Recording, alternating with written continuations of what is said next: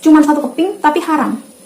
Tapi dengan bersabar sedikit agak lama lagi, mungkin 2 harian, dia mendapatkan berkali-kali lipat dan itu halal. Halo semuanya, jangan lupa untuk subscribe, like, nyalakan notification, and share ke semua teman kalian. Assalamualaikum warahmatullahi wabarakatuh. Balik lagi di Zizoya Channel. Hari ini aku mau sharing tentang, setelah kemarin di video sebelumnya aku sempat sharing kisah tentang bersedekah. Aku juga kali ini mau lanjut kisahnya. Kisahnya kali ini itu juga sama, tentang gimana sedekah itu bisa ngebuat perasaan orang tenang, ngebuat hidup orang menjadi lebih tenang, ngebuat hidup orang menjadi lebih baik. Menjadi lebih baik. Assalamualaikum warahmatullahi wabarakatuh. Kami ucapkan terima kasih buat Pak Rapi, Mbak Gigi, dan juga Rans Entertainment. Aku baru dapat THR. Ini udah ditransfer langsung. Sudah ditransfer untuk pengobatan anak saya. semoga Mas Rafi, Mbak Gigi makin berkah, Sukses terus, sehat dan lancar rezekinya. Terima kasih Rans Entertainment. Ini dikisahkan oleh Imam Tabrani. Mungkin teman-teman ada yang pernah mendengar. Alhamdulillah, kalau yang belum, semoga ini menjadi pengetahuan baru buat teman-teman, buat dulur konco semuanya. Jadi bertambah wawasannya tentang banyak kok orang-orang soleh di masa lalu yang perilakunya bisa kita teladani, yang segala amalannya bisa kita lakukan di masa saat ini. Jadi kala itu ada seorang pria berusia sekitar 70 tahunan. Dia menanggung tanggung jawab atas 1 istri, 4 anak perempuan, 1 ibu mertua, dan 2 saudara perempuan. Dia di sana 70 tahun, lelaki sendirian, sehingga ia harus menanggung semua biaya kehidupan dari keluarganya tersebut. Suatu ketika di satu Ramadan, pria tersebut sudah berusaha untuk mencari kerjaan kemana-mana. Pria tersebut berusaha untuk gimana caranya agar bisa memberikan rezeki untuk berbuka bagi istrinya, 4 anaknya, ibu mertua, dan 2 saudara perempuannya. Sampai satu ketika maghrib tiba dan pria tersebut pulang dalam keadaan tidak membawa apapun. Sang istri ketika membukakan pintu, ketika dia melihat suaminya tidak membawa apapun, dia langsung segera memberikan segelas air putih untuk diminum oleh sang suami. Kemudian ia bertanya, apakah hari ini tidak ada makanan untuk dimakan oleh mereka? Dan sang suami menjawab, tidak ada. Lalu bagaimana dengan orang-orang ini? Dengan saudara-saudaranya, anak-anaknya, dan juga ibu mertua gitu kan. Kemudian pria tersebut, aku akan istirahat sejenak, kemudian aku akan pergi lagi untuk mencari rezeki itu. Dikisahkan saat pergi kembali mencari rezeki tersebut, pria ini kelelahan sehingga dia beristirahat. Tanpa disadari dia menyentuh sesuatu yang sangat keras. Sesuatu yang sangat keras itu ternyata berupa kotak yang di dalamnya berisi 1000 dinar emas. Ketika dia menyadari bahwa itu adalah emas, ia langsung bergegas pulang membawa emas tersebut. Kemudian ketika dia sampai di rumah, maka ditanya kembali oleh sang istri, apakah tidak ada makanan, tidak ada yang bisa dimakan? Ia menjawab tidak bisa. Lalu sang istri bertanya, lalu apa yang engkau bawa? Karena dia melihat sang suami membawa sesuatu di dalam kain yang ia bawa, yang ia pegang di tangan. Kemudian si suami menjawab dan menceritakan semuanya, sampai satu ketika sang istri berkata bahwasanya, gimana kalau kita menggunakan sebagian dari emas itu untuk berbuka? Kan itu ibaratnya adalah barang temuan gitu. Itu pula yang sebenarnya dipikirkan oleh pria ini ketika pertama kali mendapatkan emas tersebut. Bisikan setan mempengaruhi dia untuk melakukan itu, tapi alhamdulillah keimanan pria tersebut benar-benar Masya Allah, benar-benar bisa diteladani. Dia mengatakan pada sang istri bahwasanya, tidak, ini adalah barang temuan yang kalaupun menjadi hak milik kita, itu menunggu 1 tahun dan setelah diiklankan selama 1 tahun tersebut gitu. Ketika nggak ada yang mengakui kepemilikannya, baru itu menjadi hak penemu barang tersebut. Kemudian sang suami pun berkata bahwasanya kalau sampai istrinya berani mengambil barang sekeping aja dari emas dinar tersebut, maka ia akan menceraikan sang istri. Sang istri nggak berani, sampai akhirnya di hari kedua, pria ini kembali mencari pekerjaan. Ketika sampai di Masjidil Haram, dia mendengar ada seseorang dari orang dari negeri Khurasan, itu kayak mengumumkan sesuatu dan pengumuman itu menyatakan bahwasanya dia kehilangan satu kotak berisi emas gitu.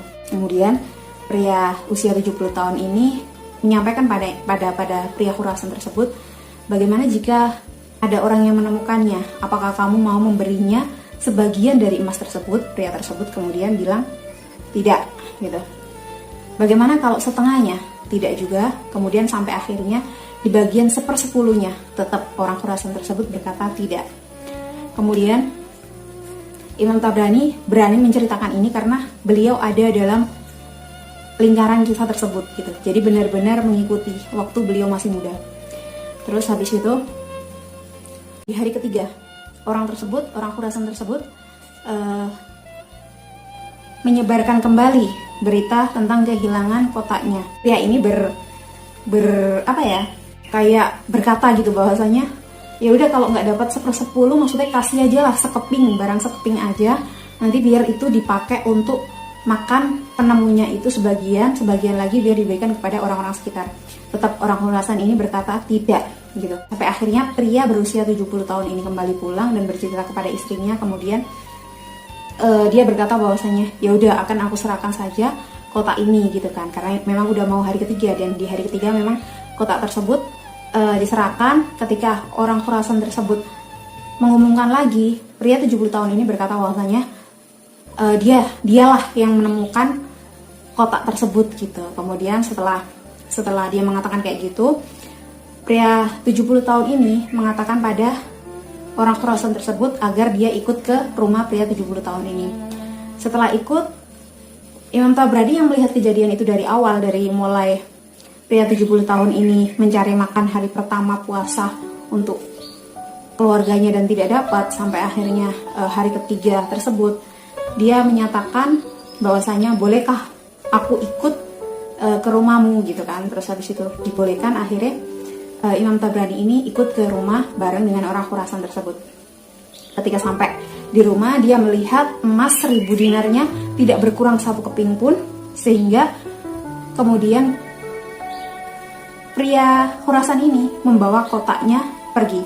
Kondisi daripada rumah pria berusia 70 tahun tersebut itu sangat-sangat memprihatinkan, karena kalau ketiup angin itu mungkin saja roboh, dan dengan dia menemukan uang 1000 dinar, sebenarnya dia bisa memanfaatkan itu, tapi pria 70 tahun ini tidak melakukan hal tersebut karena dia merasa itu bukan hak miliknya.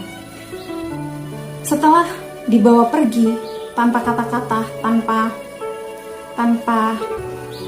bingkisan terima kasih gitu, kayak oke, tak kasih sebagian gitu, sebagai ucapan terima kasih. 1000 dinar itu banyak loh, pergi gitu aja. Imam Tabrani nggak bisa ngomong apa-apa. Semua orang tahu kondisi rumahnya tersebut, kondisi perempuan di balik tirai itu pakaiannya lusuh-lusuh dan sebagainya. Bahkan ketika sholat, mereka itu di rumahnya hanya ada satu baju yang bersih untuk sholat, dan ketika mereka sholat itu bajunya dibuat gantian gitu loh. Jadi ketika gantian itu baju yang dipakai untuk sholat itu yang punya baju tersebut itu harus bersembunyi dulu di balik tirai.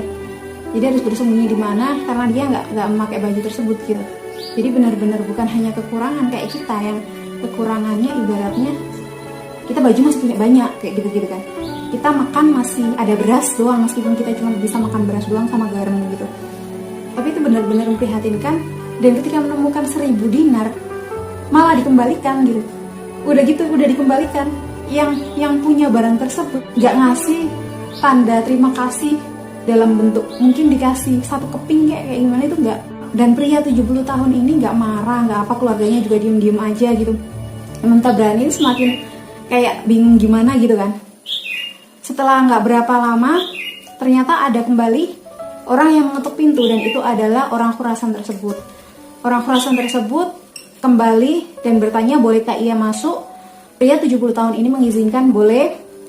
Kemudian dia berkata bahwasanya sebelum ayahnya meninggal, ayahnya itu meninggalkan 3 kotak kalau nggak salah, 3 apa 5 ya, aku agak lupa. Pokoknya meninggalkan harta tersebut yang salah satunya harus disedekahkan kepada orang yang benar-benar tidak mampu, sehingga suatu saat mereka harus menjadi orang besar, kurang lebih kayak gitu. Dan karena orang Khurasan tersebut merasa bahwa pria 70 tahun ini sudah menemukan, tidak diambil barang sekeping pun. Terus ketika udah dikembalikan kepada orang Khurasan ini, pria 70 tahun tersebut tidak marah, tidak yang kayak gimana-gimana, hanya mengucapkan innalillahi wa inna ilaihi rajiun. Ya udah, maka ketika dia udah agak jauh, dia kembali dan mengatakan ini adalah amanah ayahnya sebelum ayahnya tersebut meninggal. Jadi dirasa pria 70 tahun tersebut memang berhak mendapatkan 1000 dinar tersebut, maka orang Khurasan ini memberikan 1000 dinar ini. Ketika sudah diberikan, orang Khurasan ini tiba-tiba dia langsung lari kencang sehingga tidak bisa dikejar oleh Imam Tabrani maupun pria usia 70 tahun ini. Benar-benar gak ada jejaknya. Kemudian pria 70 tahun ini, di dalam rumahnya kan ada 8 perempuan, ditambah 1 pria 70 tahun, 9, ditambah Imam Tabrani ada gimana sih gua ngitungnya? Jadi perempuannya kan ada 8, terus ditambah yang pria laki-laki usia 70 tahun 1, berarti 9, terus ditambah lagi ada Imam Tabrani, jadi kan total 10. Lah ada 1000 dinar, berarti tiap orang ini kebagian 100 dinar karena memang dibagi dengan sama rata gitu loh. Jadi kayak bagi apa sih kalau main kartu itu ya kan baginya rata gitu kan. Dan itu taruh di, misalnya pakai sarung, kalau kita duduk terus ada sarungnya gitu kan, ada melengkung kayak gitu kan. Nah kurang lebih kayak gitu, dikasih satu-satu sampai adil. Terus ada satu pesan dari pria 70 tahun ini kepada sang istri. Dia mengatakan seperti ini, lihatlah istriku, ketika kamu kemarin mau mengambil barang 1 keping aja, hanya 1 keping ya, kalau misalnya perempuan istrinya itu nggak sabar dan tetap mengambil 1 keping itu, 1 keping itu adalah sesuatu yang haram ya, cuman 1 keping tapi haram. Tapi dengan bersabar sedikit agak lama lagi, mungkin 2 harian, dia mendapatkan berkali-kali lipat dan itu halal. Sesuatu yang bisa kita ambil di sini adalah tentang amanah, tentang kejujuran. Tentang kejujuran seseorang yang menemukan barang orang lain, tentang kejujuran seseorang yang merasa bahwa kalau bukan haknya ya nggak diambil. Kepatuhan seorang istri terhadap suaminya, di mana ketika ia akan mengambil barang tersebut dan nekat mengambil barang tersebut, maka ia akan diceraikan. Dan tentang sedekah oleh seorang pria Khurasan, di mana ia benar-benar mencari orang yang sesuai dengan amanah orang tuanya, menyedekahkan sebagian dari hartanya untuk orang yang benar-benar membutuhkan hingga tepat sasaran.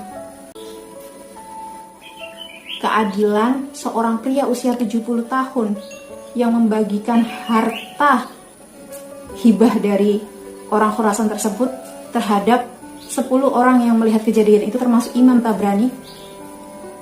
Padahal Imam Tabrani ini bukan siapa-siapanya pria usia 70 tahun tersebut. Kemudian tentang kesabaran.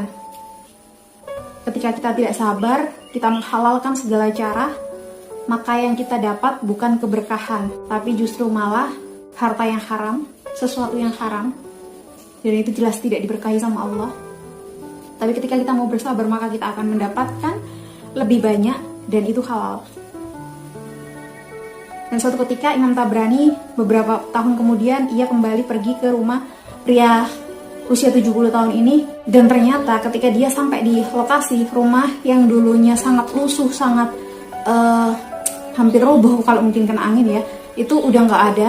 Ketika ia bertanya pada tetangga, kata tetangga pria tersebut telah meninggal, terus anak-anaknya menikah dengan orang-orang hebat di daerah Mekah. Ya, daerah Mekah, kalau pokoknya daerah Jazirah itu, dia menikah dengan orang-orang hebat di sana.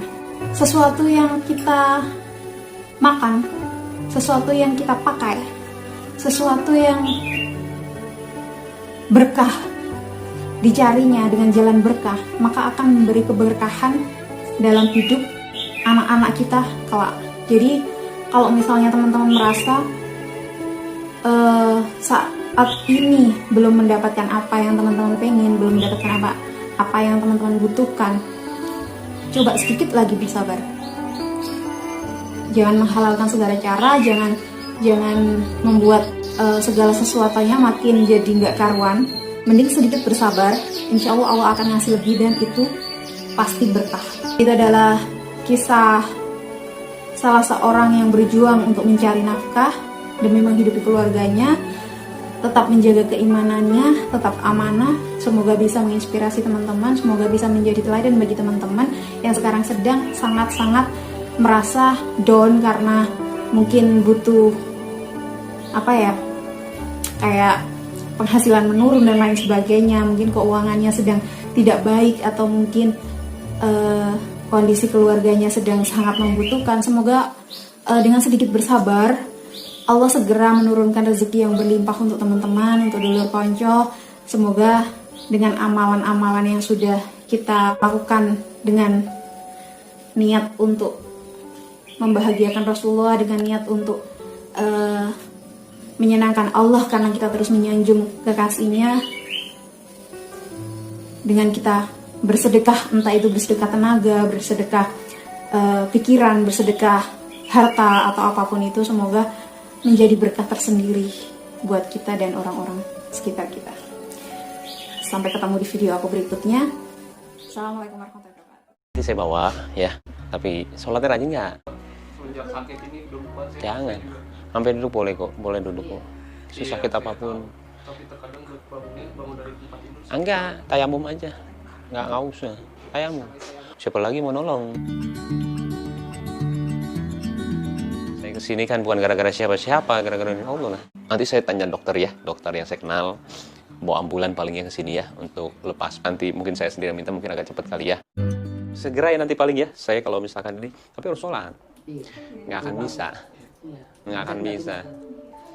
Penyakit semua datangnya dari Allah, yang disungguhin di sana ya. Dan untuk kesehariannya nih, nah ini kesehariannya nanti diterima sok atau